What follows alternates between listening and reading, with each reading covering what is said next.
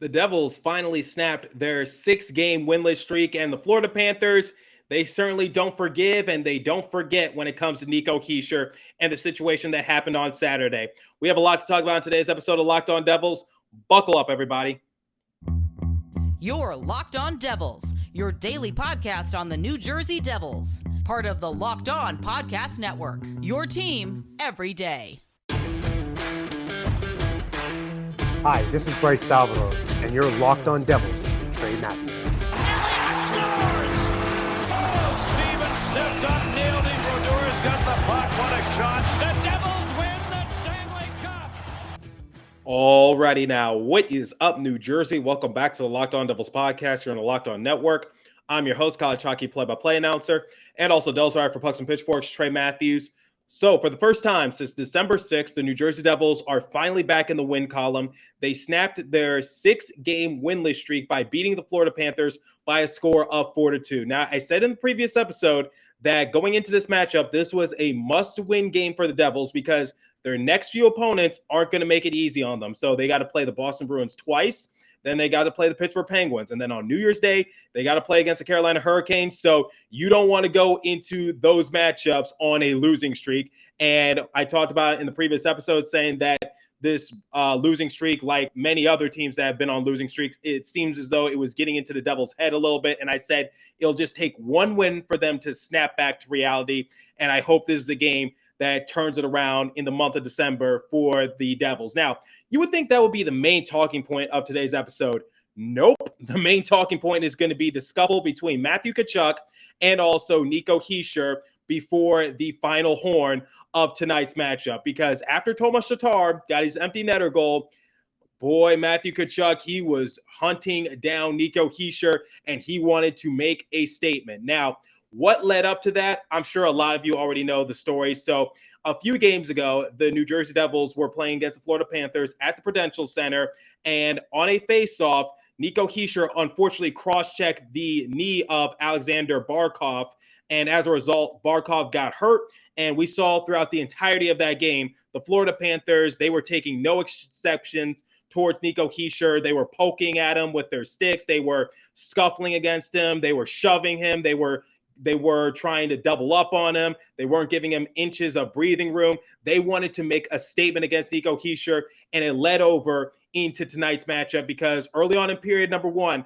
I saw that the Florida Panthers, they were doing the same thing, which was they were playing very aggressively against Nico Hischier to the point where during a play, Nico Hischier actually lost his stick because there were two Florida Panthers players that were just charging in on him, and he just had nowhere to go. So I even tweeted it out. I said, man, the Florida Panthers, they have not forgiven Nico Hischier after his check on Barkov. So that's what led up to it.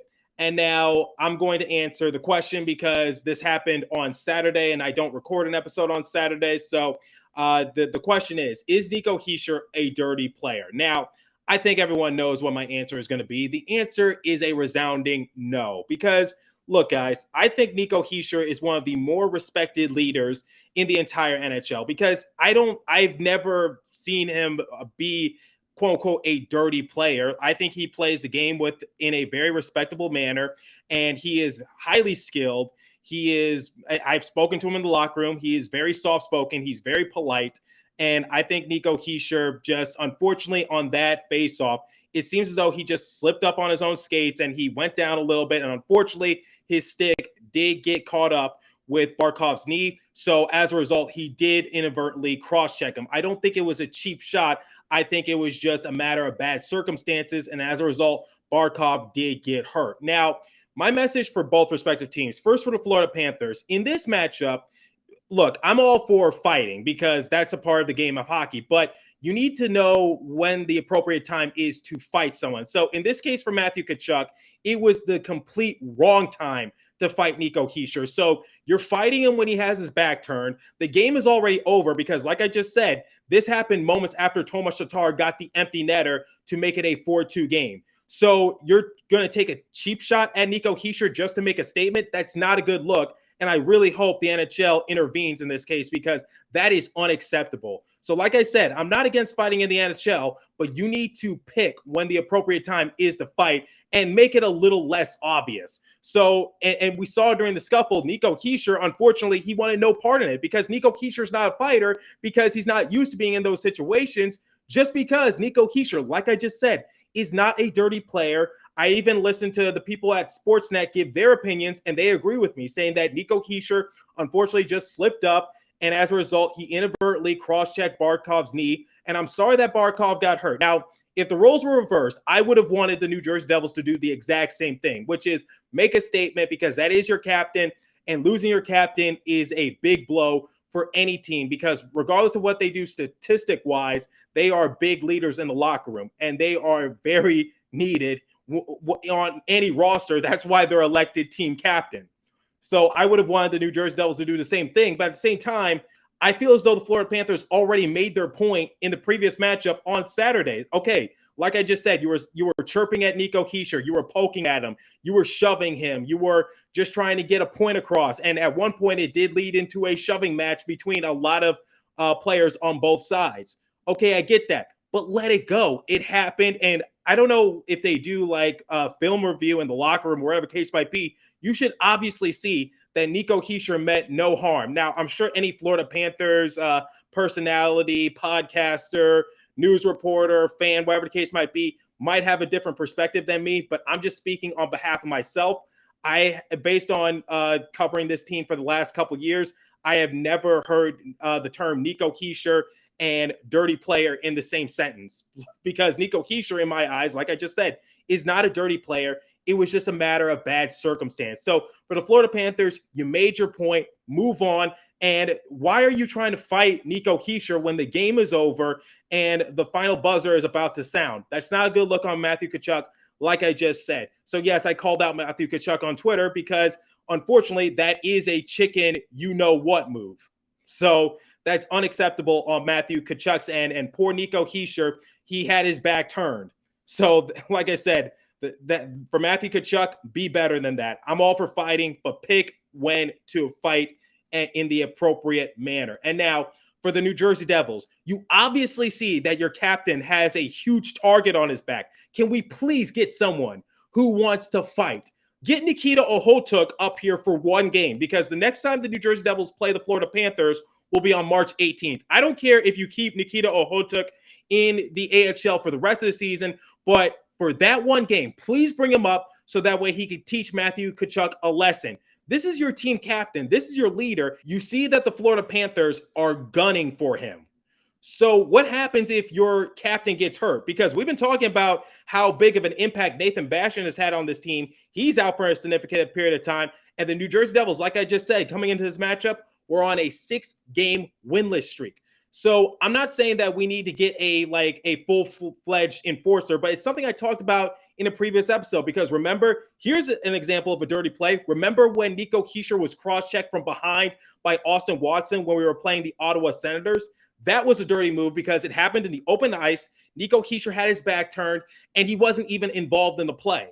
So that was unnecessary on Watson's end. And I said, find an enforcer. Get someone who is willing to fight to teach Watson a lesson. Get someone who's willing to fight Matthew Tkachuk the next time you play the Florida Panthers in March to make a statement. So please bring up Nikita Ohotuk for that one game. If you do so, I don't care if you keep him in the AHL for the rest of the season, okay? You need to get some passion right there because this is your team captain. And if Nico Hischier goes down with an injury, unfortunately, due to the entire Florida Panthers team going at him, because it's not just one player, it's an entire team.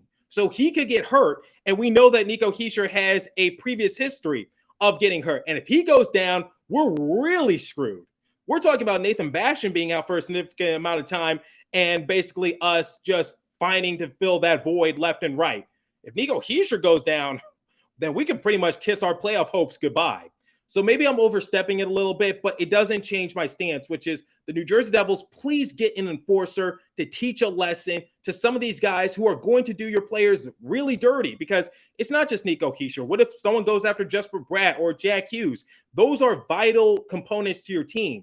You need to have just some passion. So I've interviewed Curtis Gabriel, Cam Jensen, and regardless of what you think of them, they were enforcers when they played for the Devils. They weren't the most skilled players on the roster, but they sure as hell were not afraid to drop the gloves and begin a fight.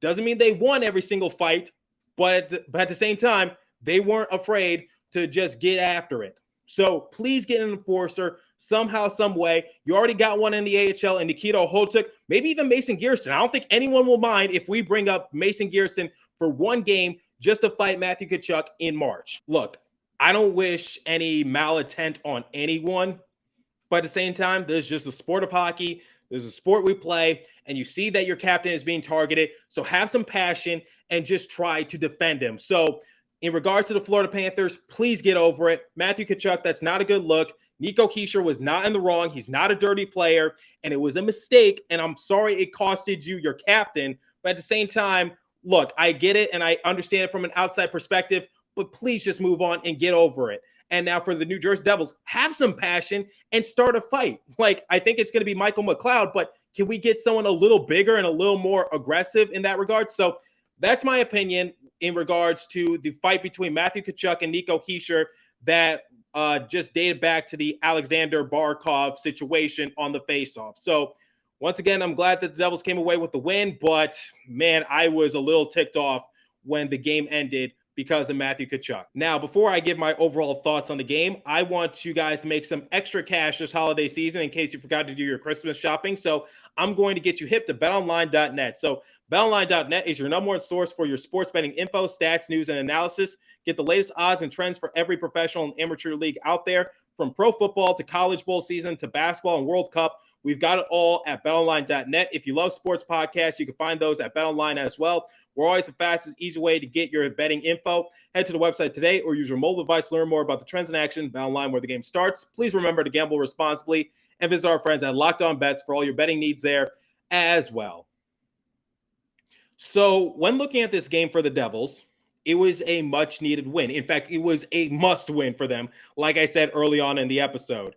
And they didn't make it easy on themselves, but they were able to come away with the victory. And like I said, I think this victory will snap them back into shape because as the game progressed, I saw the New Jersey Devils get a lot better. So despite them being down in the shots on goal category at the end of period number one, I felt as though the Devils had the momentum going in their direction. Now, one of the other big storylines in this game was Ryan Graves and his injury situation. So early on in period number one, Ryan Graves unfortunately went crashing into the boards and he had to leave the game before it really even started. And no, I don't have an update on Ryan Graves. I'm hoping for the best, but the fact that we're not really hearing anything right now, I'm a little concerned because I think it might be because Lindy Ruff did reveal that he's going to get checked on by doctors when the Devils return back to Newark, New Jersey. So we'll see what happens, but I'm hoping for the best, but prepare for the worst because we know how the Devils are with their injury situations, and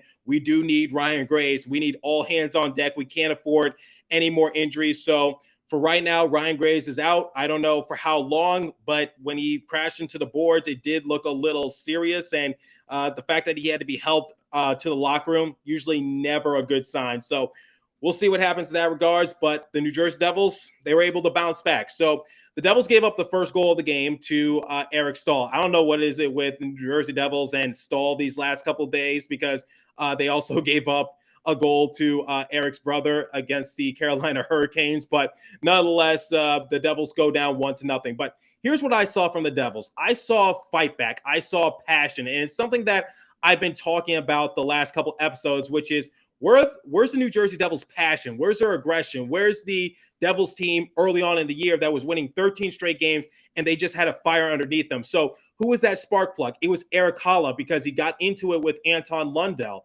So after that fight, the New Jersey Devils were able to score thanks to Jesper Bratt on the power play. So one of the things I talked about in the previous episode was that the New Jersey Devils, they need to get their power play together in order for them to just find more success. So I love that from Erik Haula because I was like, that could be a momentum booster for the Devils because like I said in the previous episode, when they go down 1-0, it seems as though the New Jersey Devils, they just somehow, some way, they lose their energy, but they're able to pick it up as the game progresses. Now, Erik Haula took matters into his own hands to be that spark plug for the Devils. So you don't just have to score. You don't just have to do other things to get your team going.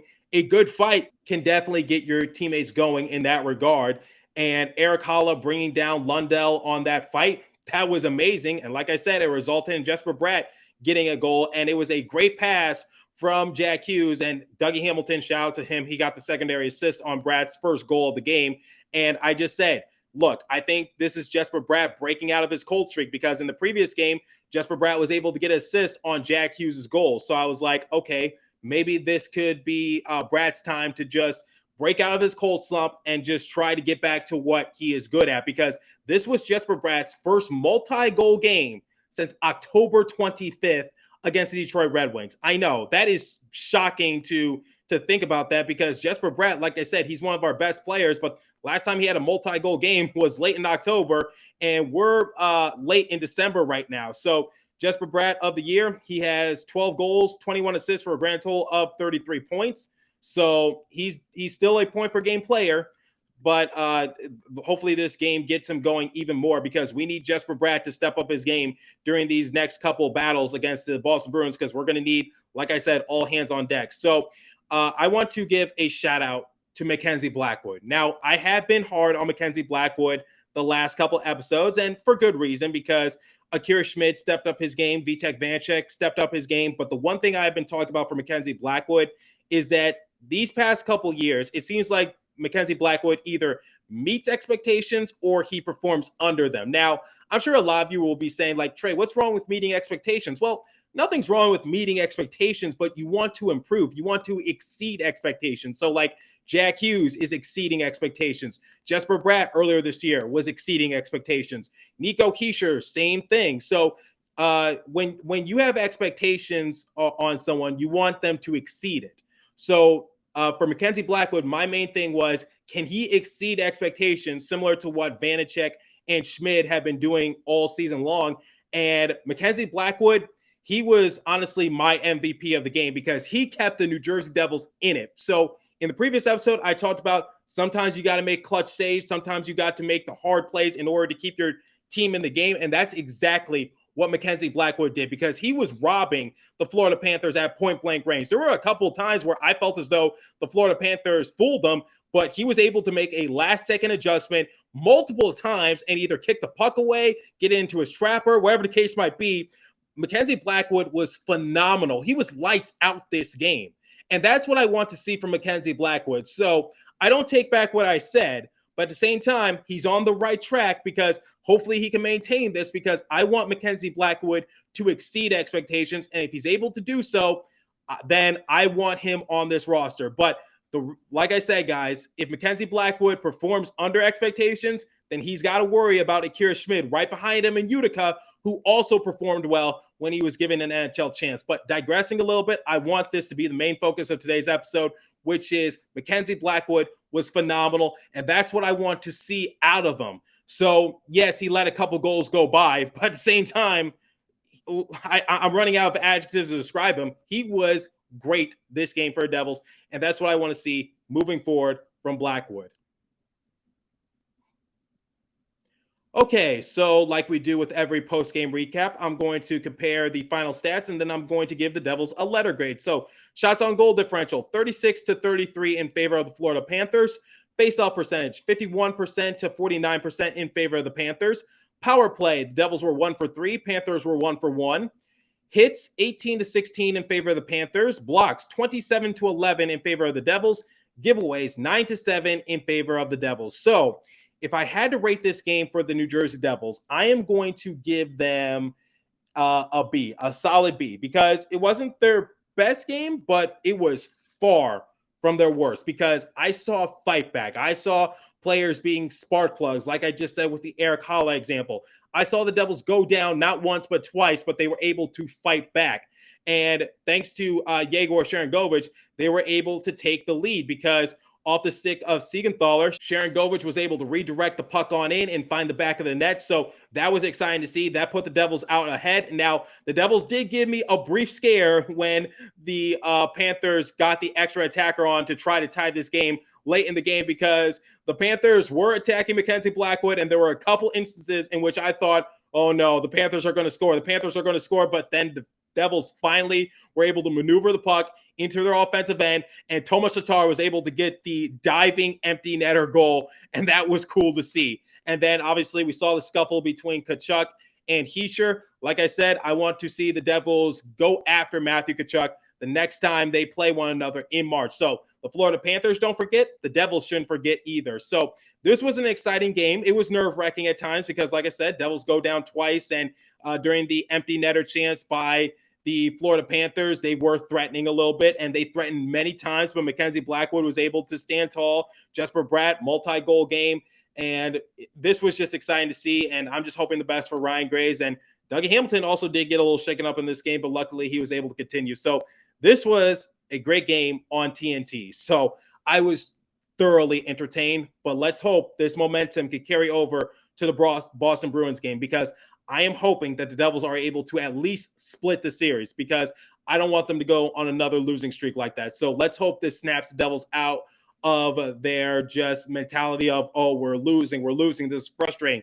Let's hope for a different change of pace.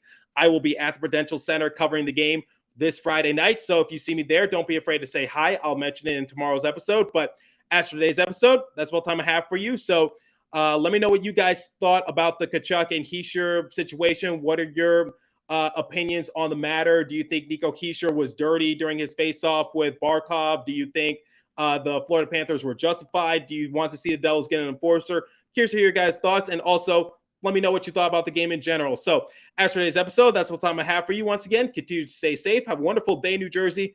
Go Devils. I'll catch you guys in the next episode. Thanks for listening once again.